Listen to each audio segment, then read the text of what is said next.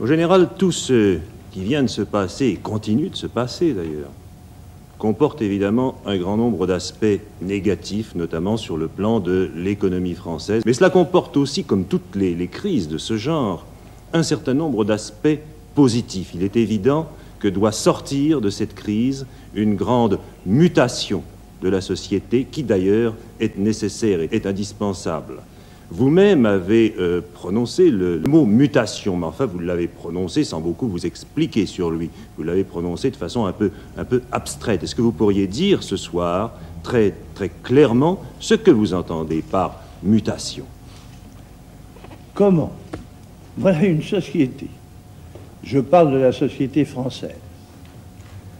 Voilà une société dans laquelle la machine est la maîtresse absolue et la pousse à un rythme accéléré dans des transformations inouïes. Une société dans laquelle tout ce qui est d'ordre matériel, les conditions du travail, l'existence ménagère, les déplacements, l'information, etc., tout cela qui n'avait pas bougé depuis l'Antiquité, change maintenant de plus en plus rapidement et de plus en plus complètement. Une société qui était agricole et villageoise et qui à toute vitesse devient industrielle et urbaine. Une société qui a perdu en grande partie les fondements et l'encadrement sociaux, moraux, religieux qui lui étaient traditionnels. Une société qui a subi 2 guerres épouvantables et qui vit maintenant dans une Europe coupée en deux et au milieu d'un monde qui est bouleversé par la fin des empires, par l'avènement d'une foule d'États nouveaux dont les peuples frappent à la porte de la prospérité, et d'un monde qui est agité dans ses profondeurs. Le drame d'hier en Amérique en est un exemple, agité dans ses profondeurs par les conflits absurdes et dangereux en Asie, en Afrique, en Amérique. Une société qui, actuellement, dispose d'une information dont les moyens sont colossaux, qui agissent à chaque minute et qui tapent sans relâche et presque exclusivement sur le sensationnel, le dramatique, le douloureux, le scandaleux. Une société, enfin, qui sait qu'au-dessus de sa tête est suspendue en permanence l'hypothèque nucléaire de l'anéantissement. Comment est-ce qu'on pourrait imaginer que cette société-là soit placide et soit au fond satisfaite? Elle ne l'est certainement pas. Il est vrai que, en échange, si on peut dire, de tous ces soucis, de toutes ces secousses qu'elle nous apporte, la civilisation mécanique moderne répand parmi nous des biens matériels en quantité et en qualité croissante, et qui certainement élève le niveau de vie de tous. Il n'est pas douteux qu'un Français, en moyenne, un Français d'aujourd'hui, mange, se vêt, se chauffe, se loge, se soigne mieux que son aïeul, que son travail est moins pénible, qu'il a à sa portée des moyens de déplacement et d'information tout à fait nouveaux. Et en même temps, il est vrai que la technique et la science qui se développent parallèlement à l'industrie et aussi vite qu'elle obtiennent en s'unissant à elle des résultats saisissants. La locomotive, le téléphone, l'électricité, ça avait été bien. L'auto, l'avion, la radio, c'était mieux. La fusée, la télé, le moteur atomique, le laser, la greffe du cœur. C'est magnifique. Bref, la civilisation mécanique qui nous apporte, encore une fois, beaucoup de malheur, nous apporte aussi une prospérité croissante et des perspectives mirifiques. Seulement, voilà, elle est mécanique. Ce qui veut dire qu'elle enlace l'homme, quel qu'il soit, et quoi qu'il fasse, qu'elle l'enlace dans une espèce d'engrenage, et d'engrenage qui est écrasant.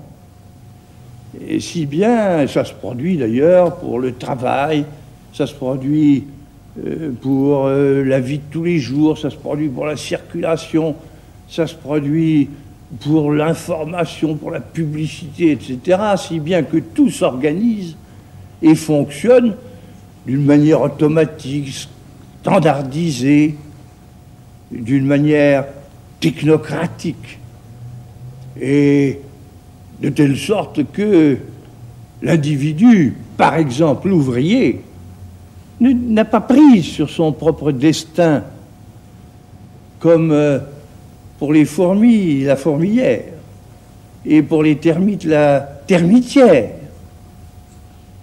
Naturellement, ce sont les régimes communistes qui en viennent là surtout, et qui encagent tout et chacun dans un totalitarisme lugubre. Mais le capitalisme, lui aussi, d'une autre façon, sous d'autres formes, empoigne et asservit les gens. Comment trouver un équilibre humain pour la civilisation, pour la société mécanique moderne? Voilà la grande question de ce siècle.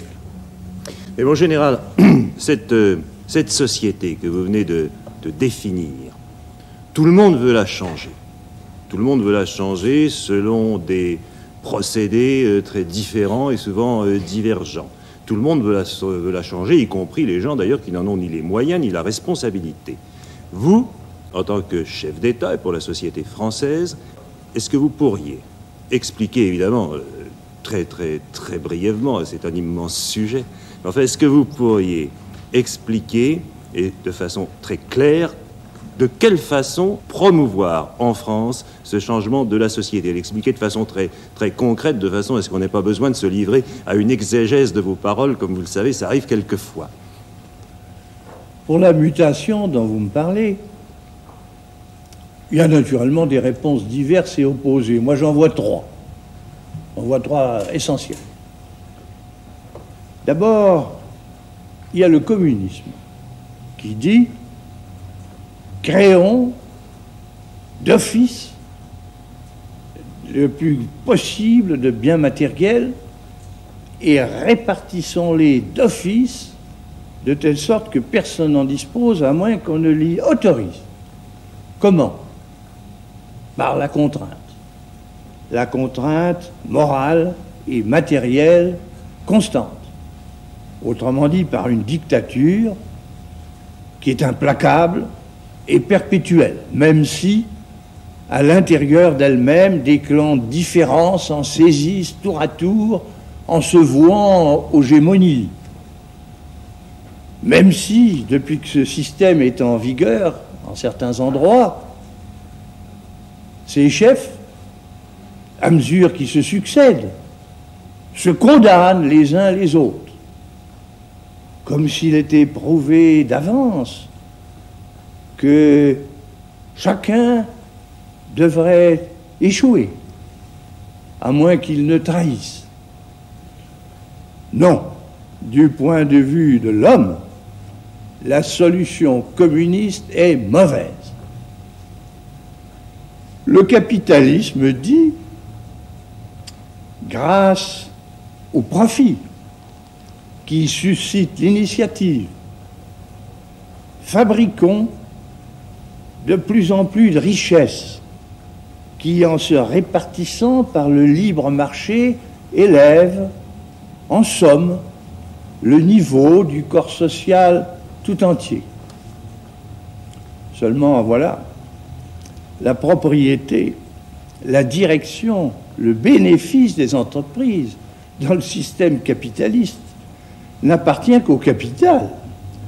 Et alors ceux qui ne le possèdent pas se trouvent dans une sorte d'état d'aliénation à l'intérieur même de l'activité à laquelle ils contribuent. Non, le capitalisme du point de vue de l'homme n'offre pas de solution satisfaisante. Il y a une troisième solution, c'est la participation qui, elle, change la condition de l'homme au milieu de la civilisation moderne. Dès lors que des gens se mettent ensemble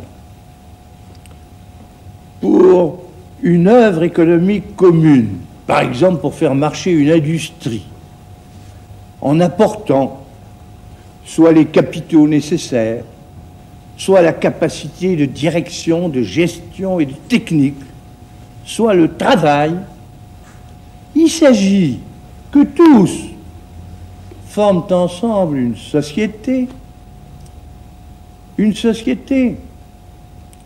où tous aient intérêt à son rendement et à son bon fonctionnement, est un intérêt direct.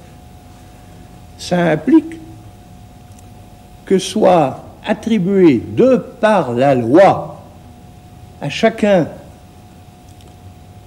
une part de ce que l'affaire gagne et de ce qu'elle investit en elle-même grâce à ses gains. Cela implique aussi que tous soient informés d'une manière suffisante de la marche de l'entreprise et puissent, par des représentants qu'ils auront tous nommés librement,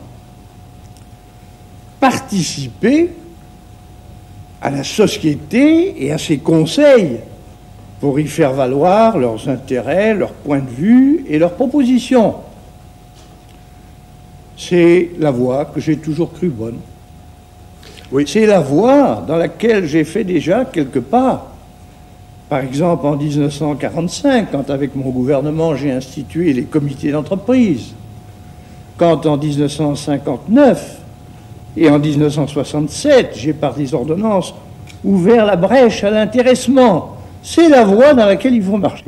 Général, mais nous savons très bien que vous ne concevez pas l'État sans à la tête de cet État une autorité suprême qui, au-delà de toutes les assemblées et à travers toutes les consultations, lorsque c'est nécessaire, décide et tranche.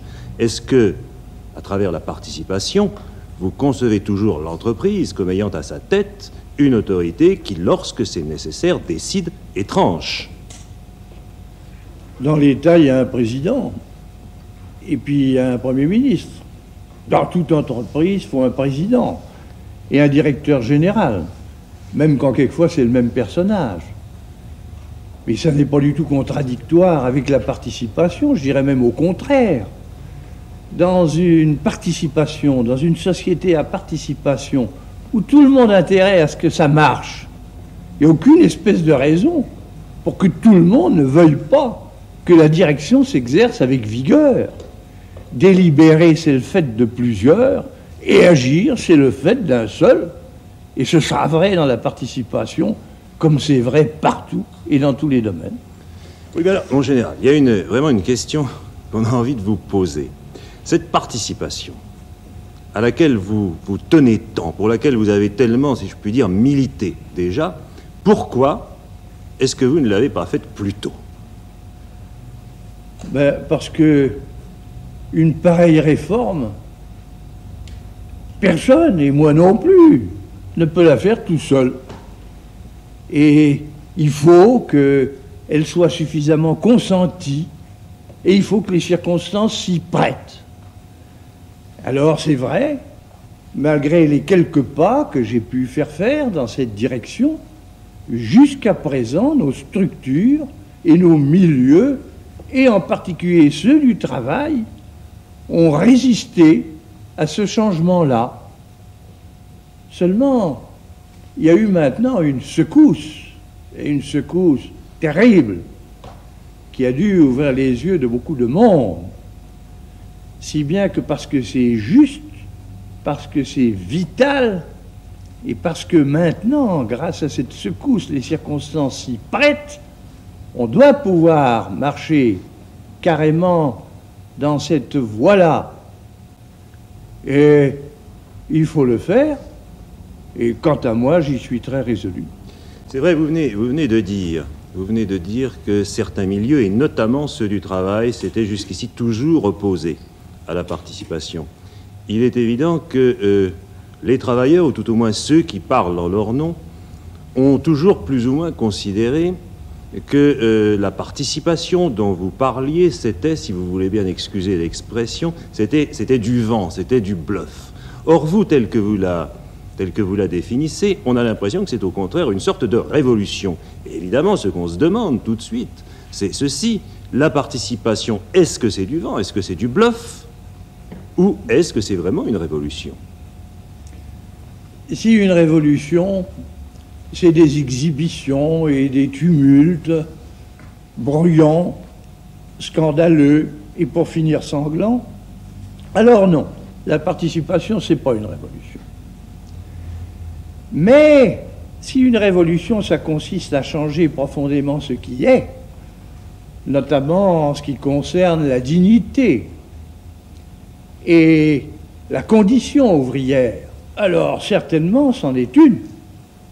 Et moi, je ne suis pas gêné du tout dans ce sens-là d'être un révolutionnaire, comme je l'ai été, si souvent, en déclenchant la résistance, en chassant Vichy, en donnant le droit de vote aux femmes et aux Africains, en créant à la Libération, par les comités d'entreprise, par les nationalisations, par la sécurité sociale, les conditions sociales toutes nouvelles, en invitant le peuple et en obtenant de lui qu'il nous donne des institutions valables,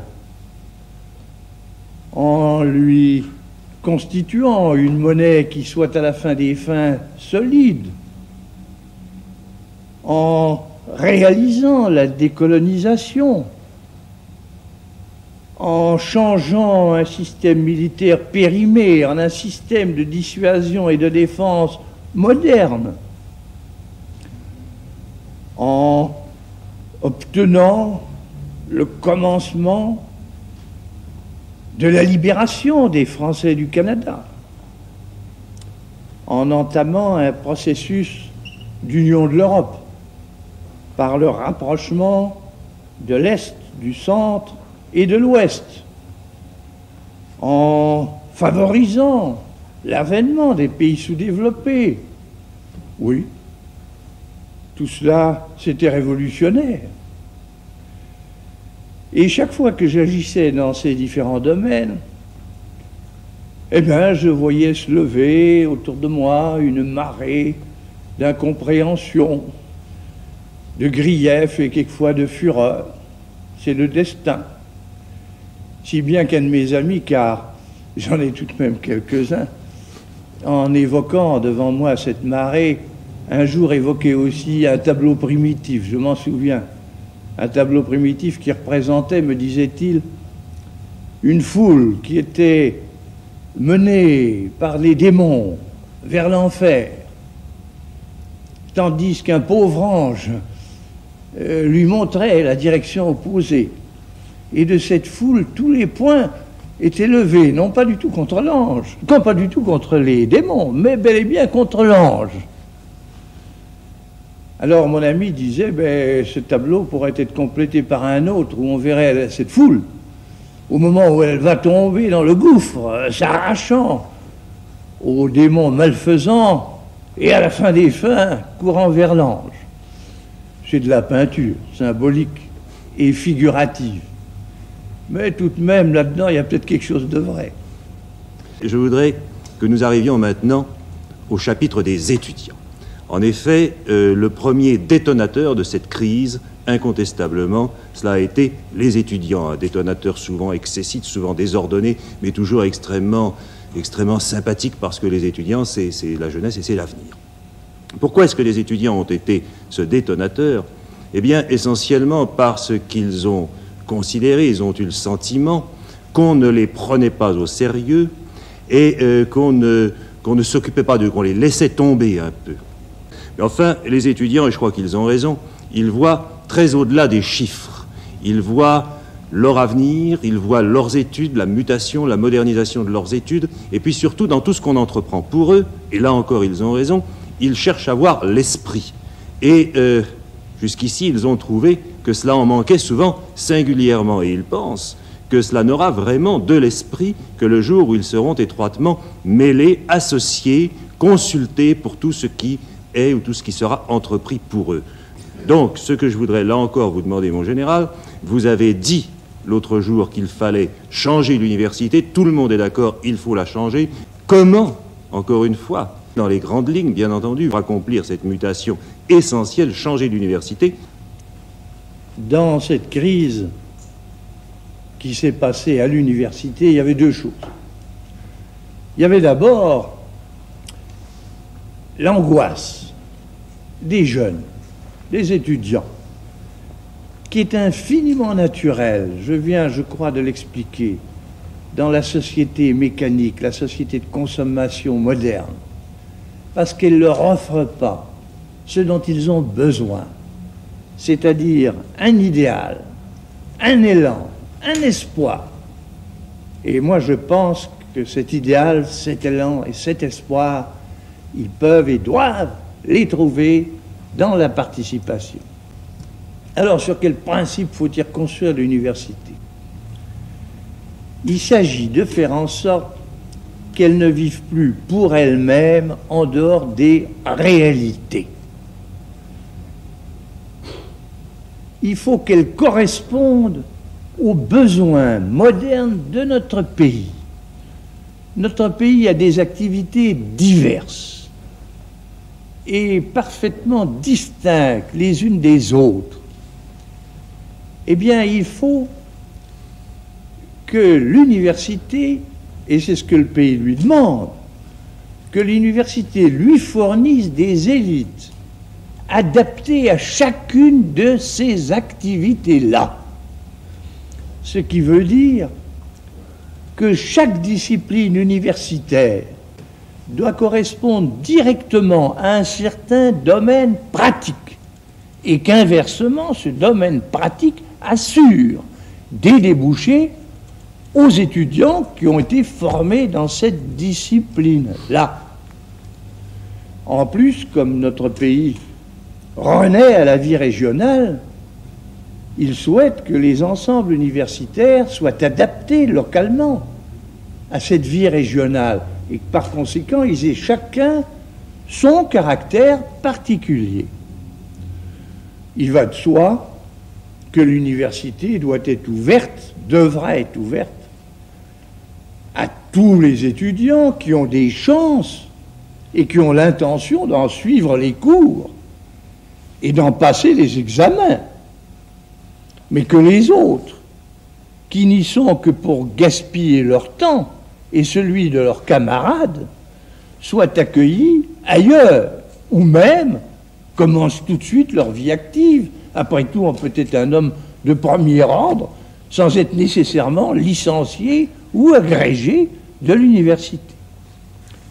Mais aussi, je dirais presque surtout, il faut que la refonte et le fonctionnement de l'université se fassent avec la participation de ses maîtres et de ses étudiants, de tous ces maîtres et de tous ces étudiants, autrement dit qu'ils y soient tous directement intéressés et que leur mandataire soit désigné par tous et qu'on n'ait pas seulement affaire, comme c'est le cas, à des délégations de quelques groupes restreints qui sont d'autant plus bruyants, violents et anarchiques et chimériques, qu'ils ne sont pas représentatifs de l'ensemble et que par-dessus le marché, ils sont incapables de projets et de comportements constructifs.